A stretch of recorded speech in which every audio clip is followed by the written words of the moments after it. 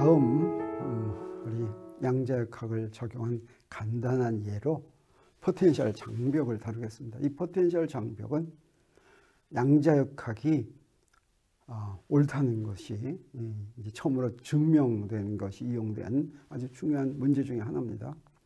포텐셜 장벽이란 우리가 거시 세계에서 본다면 이런 얘기입니다. 여기에 이렇게 언덕이 있다고 한다면 이 언덕을 여기서 높이가 이제 y면 이때 언덕 꼭대기까지의 포텐셜 에너지가 중력 포텐셜 에너지가 mgy다. 그렇죠? 그랬을 때 여기 이런 마찰이 없는데 수레가 가는데 저 운동 에너지가 k인 그런 수레가 이 운동 에너지가 mgy 이 포텐셜 에너지보다 더 작으면 어떻게 되느냐? 그러면 가다가 끝까지 올라가지 못하고 여기서 다시 내려가 버리고 맙니다. 수레는 언덕을 넘지 못하는데 이 운동 에너지가 포텐셜 에너지보다 이렇게 더 크면 어떠냐? 아주 가가지고 넘어가서 이리로 갈 수가 있습니다. 이런 것을 포텐셜 장벽이다라고 하고 거시 세계에서는 포텐셜 장벽이 있을 때 그 포텐셜 에너지보다 운동 에너지가 작은 그런 물체는 결코 이 포텐셜 에너지 장벽을 넘지를 못합니다. 그런데 놀랍게도 미시 세계에서는 어떠냐면 이게 포텐셜 장벽인데 미시 세계에서는 이렇게 포텐셜이 있을 때 포텐셜이 있는데 여기서 입자가 오는데 다른 데서는 포텐셜이 이게 포텐셜 장벽입니다. 그래서 포텐셜이 어떻게 생겼냐면 쭉 포텐셜이 0이고 여기에 포텐셜 장벽이 높이가 V0인 포텐셜 장벽이 있고 그 다음에 또 포텐셜이 0이라면 이때 입자가 가는데 이 입자의 에너지가 이게 포텐셜 장벽의 높이보다도 크면 물론 이제 넘어갈 수가 있습니다. 그런데 포텐셜 장벽에 부딪히면 일부는 반사하고 일부는 지나갑니다. 에너지가 포텐셜 장벽보다도 크더라도 이것은 마치 우리가 전에 그거 배웠죠. 서로 다른 매질의 경계에 빛이 왔을 때 빛의 일부는 반사하고 일부는 투과한 거나 비슷한 그런 현상이 벌어집니다. 그런데 이 에너지가 0보다 작다, 포텐셜 에너지보다 포텐셜 장벽의 높이보다 작다고 하더라도 이가 포텐셜 에너지 장벽보다 작아도 어떤 일이 벌어지냐면 위하고 똑같이 일부는 반사하고 일부는 투과합니다. 그때 물론 에너지가 포텐셜 장벽보다 더 클 때 투과하는 양하고 에너지가 포텐셜 장벽보다 더 작을 때 투과하는 비율이 이게 같지는 않죠. 더 작겠죠. 그렇더라도 거시 세계에서는 에너지가 포텐셜 장벽보다 더 작으면 절대 못 지나가던 것을 미시 세계에서는 지나가는 현상을 우리 양자역학에서 슈레딩거 방정식의 풀이로부터 알 수가 있습니다. 그래서 이 문제를 뭐라고 얘기하냐면 이게 일부는 반사하고 일부는 투과하는데 이것을 터널 효과다. 에너지가 포텐셜 장벽보다도 낮은데도 투과하는 현상을 터널 효과다. 이렇게 이야기합니다. 이 터널 효과는 그래서 미시세계 양자역학의 특별한 현상이라고 얘기할 수가 있습니다. 그러면 1차원 포텐셜 장벽 문제 마치 우리가 1차원 우물 문제, 무한 우물 문제 다뤘죠. 그것과 똑같은 방법으로 다룹니다. 그래서 여기 포텐셜이 있는데 자, 포텐셜은 어떻게 정의가 되냐면 이렇습니다. 아까 얘기한 것처럼 제로에서 A 사이 이게 이제 포텐셜의 두께가 되겠어요.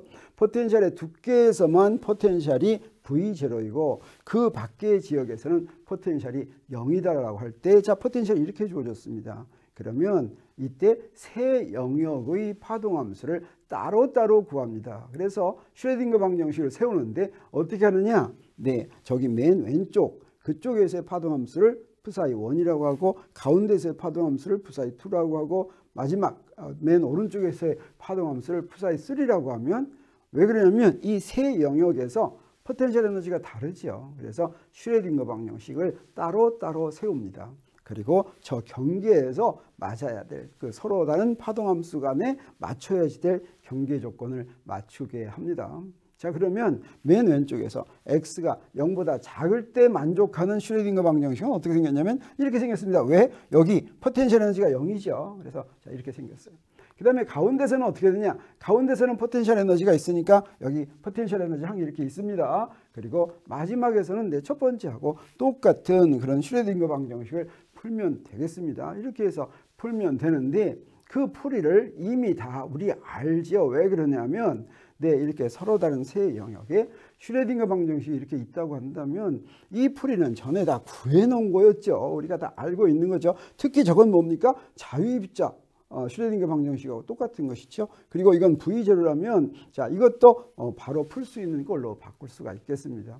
이 슈레딩거 방정식을 풀기 위해서는 우리 미분 방정식을 어떤 꼴로 고쳤습니까? 자, 저런 꼴로 고치면 우리가 잘 아는 꼴이 되는 것입니다. 자, 요건 또 어떻게 고치냐? 자, 요건 이런 꼴로 고치겠습니다. 자, 그런데 여기는 마이너스 사인이 되는 게 뭐냐면 자, 이렇게 놓으면 자, 여기서 2가 V0보다 더 작기 때문에 이쪽으로 가면 어떻게 됩니까? 이쪽으로 가면 V0가 더 크죠. 그래서 여기다 마이너스를 해야지 V0 빼기 2 하면 여기 K제곱하면 요게 플러스가 되고 여기에 마이너스 사인을 이렇게 붙여야지 되죠. 그리고 여기서는 아까 첫 번째 거와 똑같이 이렇게 되겠습니다.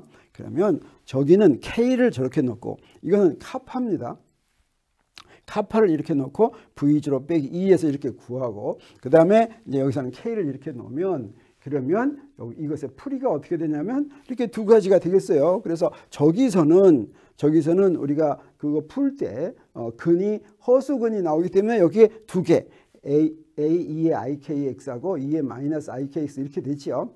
그러면 저 처음에 거는 입사파가 되고 나중 거는 반사파가 됩니다. 왜 그러냐면 여기다가 이제 무엇을 붙이냐면 시간에 의존하는 항은 풀이는 어떻게 됐습니까? 2의 마이너스 h바분의 2t 이렇게 됐죠. 그래서 2의 마이너스 h바분의 2t를 여기다 붙일 것 같으면 그러면 위상 속도가 첫 번째 항은 플러스 x 방향으로 가는 것이고 두 번째 항은 마이너스 x 방향으로 가는 항이 되는 걸 알 수 있습니다. 그래서 그걸 붙이지 않더라도 저기에 플러스 ikx 이렇게 되는 것은 입사, 그 다음에 마이너스 ikx 되는 것은 반사다. 이런 걸 우리가 알 수가 있습니다.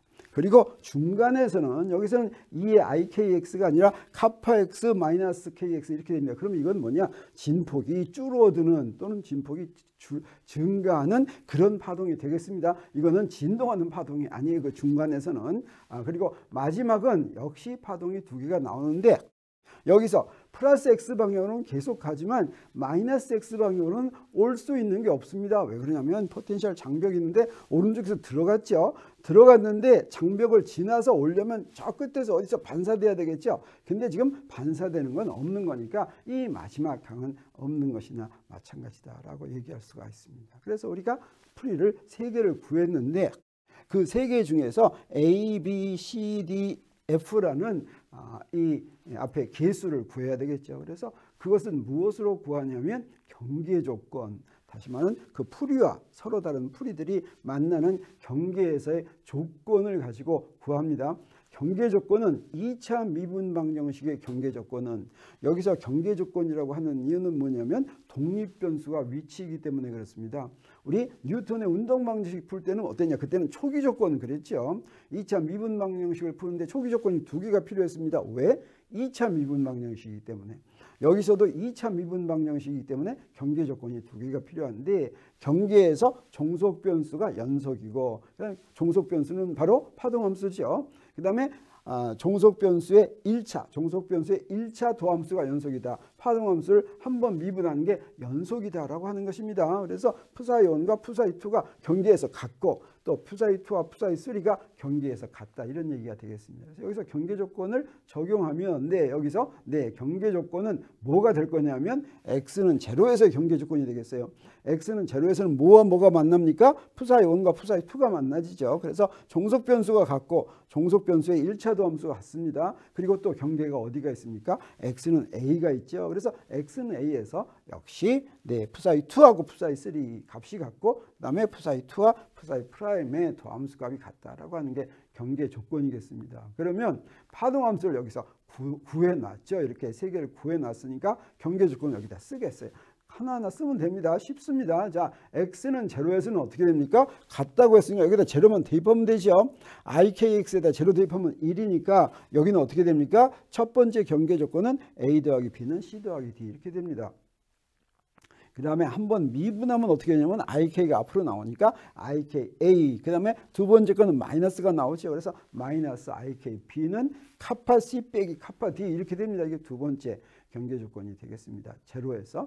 그 다음에 A에서의 경계 조건은 요거 두 개에서 A를 대입한 겁니다. 조금 복잡해 보이죠? 뭐 상관없습니다. 그 다음에 두 번째 A에서 경계 조건은 이렇게 4개가 됩니다. 그러면 이 4식을 풀어가지고 우리 무엇을 구해야 됩니까? 5개를 구해야지 되죠. 네, 5개를 구해야 되는 게 맞습니다. 5개를 다 구하는 것이 아니라 그 중에 하나는 상수로 그대로 남아 있습니다. 우리 뭘 합니까? 미분 방정식의 풀이는 거기에다가 상수를 곱해도 역시 풀이죠. 그래서 5개의 상수가 다 정해져 버리면 파동함수가 완전히 정해지는 게 됩니다. 여기서는 다 정해질 이유가 없습니다. 그러니까 하나는 남겨둬야 되기 때문에 식이 4개만 있습니다. 그래서 이 4개의 식을 나머지 하나로 표시하면 됩니다. 자, 그렇게 해서 이제 구할 텐데, 우리 그래서 그 전개상수를 구하려면 네, 이 식을 좀 구하기 쉬운 모양으로 이렇게 바꿔 놓겠습니다. 여기 C와 D를 앞으로 빼겠어요. 왜냐면 C와 D는 구할 필요가 없으니까 C와 D는 가운데 있는 거죠. 그래서 C와 D는 구할 필요가 없어서 이건 나중에 소구해 버리기 위해서 C와 D로 이렇게 풀겠습니다. 그러면 첫 번째 식은 뭐가 되냐면 C 플러스 D는 이렇게 되고, 두 번째 식은 C 마이너스 D는 이렇게 되네요. 그럼 우리가 금방 알 수가 있어요. 네, 요거 C하고 D를 금방 구할 수가 있죠. 3번과 4번식도 그런 식으로 바꿨을 텐데, 여기서는 익스포넨셜이 하나는 이렇게 붙어야 되겠죠. 그래서 이렇게 붙은 걸 해놓고서 그 다음에 우리 뭐하고 무엇을 비교하냐면 1과 2를 더하겠습니다. 그러면 D가 없어지고 2배의 C가 되죠. 그래서 여기다 2분의 1 해가지고 C를 무엇과 무엇으로 표시했어요? A와 B로 표시했습니다.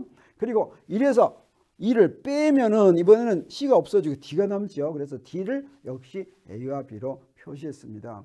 그리고 3과 4도 똑같이 더했더니 이번에는 C를 무엇으로 표시했습니까? C를 F로 표시했네요. C를 F로 표시했습니다. 그 다음에 3에서 4를 빼면 D를 역시 F로 표시했죠. 그러면 우리 이제 C와 D를 전부 없애버리는 걸 할 수가 있겠어요. 어떻게 해서 하냐면 요 두 개를 갖다고 놓으면, 요 C니까 갖다고 놓으면 그럼 C 없어지죠. 그리고 이 두 개를 갖다고 놓으면 D가 없어집니다. 네, 그래서 그렇게 해서 구하면 5하고 7이 같다고 C를 없앤 겁니다. 그러면 A와 B 사이에 이런 관계가 있고, 그 다음에 6하고 8하고 같다고 놓더라도 A와 B 사이에 이런 관계가 있죠. 그래서 여기 우리 F가 이렇게 있으니까 이 중에 무엇인가를 없애면 이제 F만으로 다 표시하고 이런 걸 할 수가 있겠습니다. 자, 그런데 그래서 여기에 9하고 10이 있으면 9하고 10에다가 그걸 구하기 위해서 이렇게 곱해서 하나씩 없앱니다. 그러면 여기서부터 무엇을 구할 수가 있냐면 딱 이런 식이 됐죠. 그래서 A를 구했습니다. A를 이렇게 구하면 되겠죠. 그다음에 그러면 근데 지금 우리가 A만 구하는 게 지금 목표입니다. 왜 그러냐면 지금 나중에 여러 가지 구할 수가 있겠지만 먼저 이것만 해놓겠어요.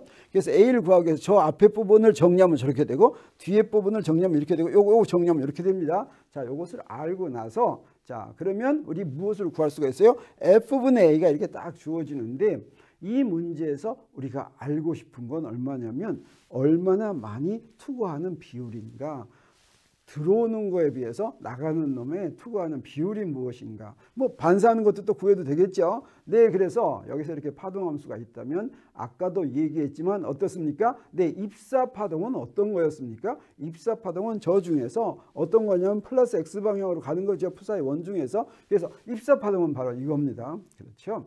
그리고 네, 여기에 반사파동은 어떤 겁니까? 마이너스 X방향으로 가는 거니까 바로 요게 마이너스, 네, 요게 바로 반사파동이 되겠죠. 그리고 투과파동은 어떤 겁니까? 투과파동은 푸사의 3이죠. 푸사의 3에 요거 하나만 남았으니까 저게 투과파동이니까 우리 여기서부터 비율을 구하는데 무슨 비율을 구하냐면 반사율, 리플렉션 프로버빌리티를 구하겠습니다. 리플렉션 프로버빌리티는 무엇이 될 거냐면 네, 여기는 입사파의 밀도입니다. 요거는 반사파의 밀도겠어요. 근데 비율은 여기다가 무엇을 곱하냐면 이 밀도가 오는 속도를 곱해야 됩니다. 그래서 입사파의 속도, 요거는 반사파의 속도인데 입사파의 속도와 반사파의 속도는 같습니다. 왜? 둘의 운동량이 같으니까, 질량도 같고, 그래서 속도가 같습니다. 그래서 반사율은 리플렉션 프로버빌리티는 뭐와 같으냐면 네, 반사파의 앞에 개수 파장과 그다음에 입사파의 파장과 반사파의 파장에 요거 제곱한 거 요거하고 같습니다. 그래서 이거 이렇게 해서 구하면 되고, 그다음에 우리가 관심이 있는 투과율, 트랜스미션 프로버빌리티는 어떻게 되냐면 이걸 t라고 이렇게 쓰는데 아까와 마찬가지로 네, 확률 밀도에다가 속도를 이렇게 곱하는데 이 속도도 또 같습니다. 왜? 포텐셜이 양쪽이 같기 때문에 운동량이 양쪽이 같습니다. 그래서 V1과 V3가 같으니까 이것도 없어버리고 A분의 F 요거에 절대값에 제곱을 해주면 이게 바로 투과율이 되는데 그 투과율은 우리 아까 구해놨죠. 어떻게 구해놨습니까? 아까 여기서 이렇게 했을 때 네, 이렇게 들어오고 그 다음에 여기서부터 나가면 사실은 우리가 가운데 있는 psi2는 안 구했는데 psi2를 구하면 어떤 모양이 되면 이렇게 됩니다. 그래서 여기서 이렇게 자 그래서 여기서 이렇게 연속이 되고 여기서 연속이 돼 가지고 이렇게 나오게 되는 것입니다. 그래서 이걸 우리가 구하는데 그걸 구한 게 어디에 이용이 됐었냐면 네, 알파 붕괴를 설명하는데 원자핵에서 알파 입자가 나오는데 이 알파 입자가 어떻게 해서 나오는지 알 수가 없었습니다. 왜 그러냐면 거기에 바로 이런 쿨롱 포텐셜로 된 장벽이 바깥에 딱 있기 때문에 그렇습니다. 그래서 원자핵 속으로 양전하를 집어넣기도 어렵고 근데 왜 쿨롱 포텐셜이 이렇게 있습니까? 일단 들어가면 핵력이 있어서 핵력은 잡아다니죠. 그 포텐셜이 아주 작기 때문에 그 안에 있는데 나가려고 하면 역시 또 쿨롱 포텐셜이 있어서 나갈 수가 없고 요게 바로 쿨롱 포텐셜의 포텐셜 장벽인데 그걸 뚫고 나오는 것을 이해할 수가 없었는데 바로 양자역학이 그것을 이해하게 해줬던 것입니다. 1926년에 슈레딩거 방정식이 발표됐는데 러시아 사람인 가모프라고 하는 사람이 1928년에 이 슈레딩거 방정식을 알파 붕괴에 적용을 해가지고 알파 붕괴가 나오는 비율이 슈레딩거 방정식으로 구한 것과 딱 같다라고 하는 것을 알아냈습니다. 우리도 아까 구했죠. 자, 아까 F분의 A를 다 구해놨죠. 그런데 투과율은 뭐라고 그랬습니까? A분의 F의 제곱이라고 그랬죠. 그래서 그 A분의 F를 구할 텐데 자, 이 식은 이제 너무 복잡한데 실제로 알파 붕괴나 이런 데서는 어떻게 돼 있냐면 저 K에 비해서 저 카파에 비해서 요 V0에 비해서 에너지가 굉장히 작습니다. 그래서 우리 어떤 조건을 쓰냐면 K가 카파에 비해서 아주 작다.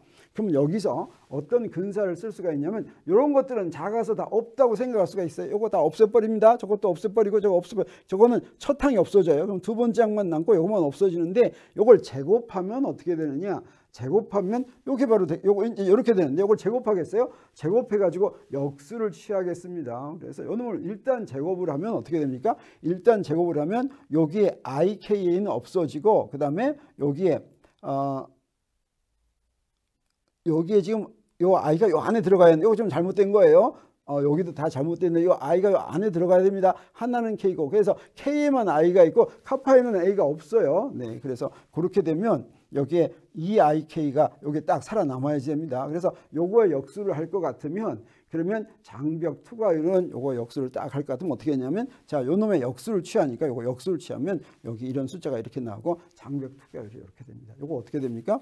요 장벽의 두께가 크면 클수록 요 투과율이 점점 작아진다라고 하는 이런 결과를 얻을 수가 있습니다. 요 식은 나중에 고쳐 놓겠습니다. 확인해 드릴 텐데 여기는 식이 조금 틀렸네요. 네, 그래서 요 장벽 투과 문제는 이것으로 마치겠습니다.